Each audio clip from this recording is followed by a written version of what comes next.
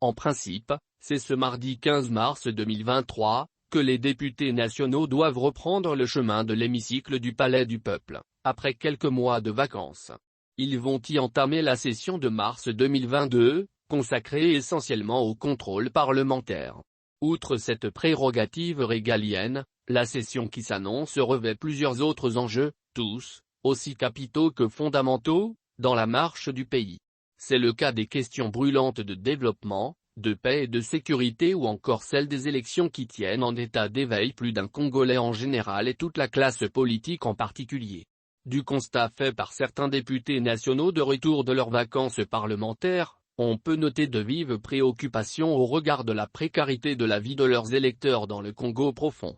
Beaucoup de députés nationaux ou presque tous, bredouillent aux oreilles de qui veulent les entendre, toute leur impatience d'amorcer la session de mars dans le but de faire avancer le pays sur le plan de la paix et de la sécurité, de la consolidation de la démocratie, du développement, et de la bonne gouvernance.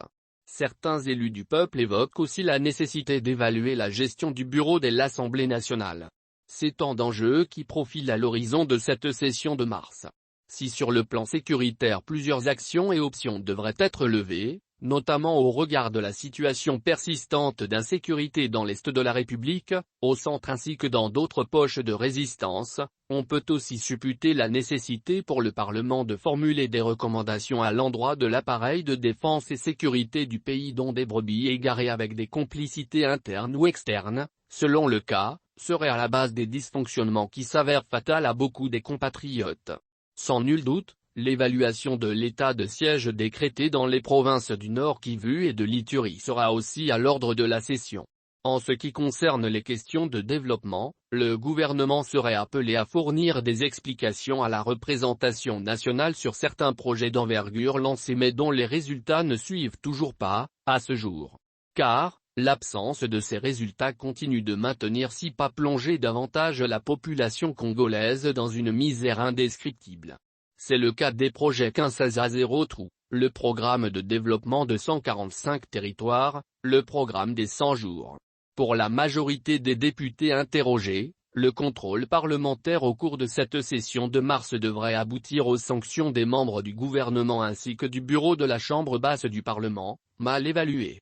La question liée à la consolidation de la démocratie ne restera pas en souffrance au cours de cette session, notamment son volet élection. Normalement, l'Assemblée nationale devra légiférer parmi les priorités des priorités la loi électorale. L'examen et le vote de ce texte est d'autant plus fondamental en ce sens, outre des questions de financement, permettra à la Commission électorale nationale indépendante, CENI, de poursuivre avec d'autres étapes du processus électoral en vue d'organiser les scrutins généraux en décembre 2023. Cette question tient en haleine tout le microcosme sociopolitique.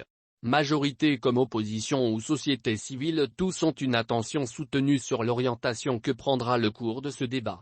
Au regard du passé récent de la RDC ainsi que des obédiences politiques qui s'affrontent constamment sur des options de gestion du pays levées, ce ne serait pas un fait du hasard de voir des appels à des manifestations de rue en opposition ou en soutien, selon le cas. À tout prendre, la pression s'accentue sur l'Assemblée nationale, autorité budgétaire et institution chargée de mettre en place l'arsenal juridique en vue de la tenue de bonnes élections, dans le délai constitutionnel. Il appartient donc à chaque acteur de prendre la mesure de son républicain et de se placer du bon côté de l'histoire.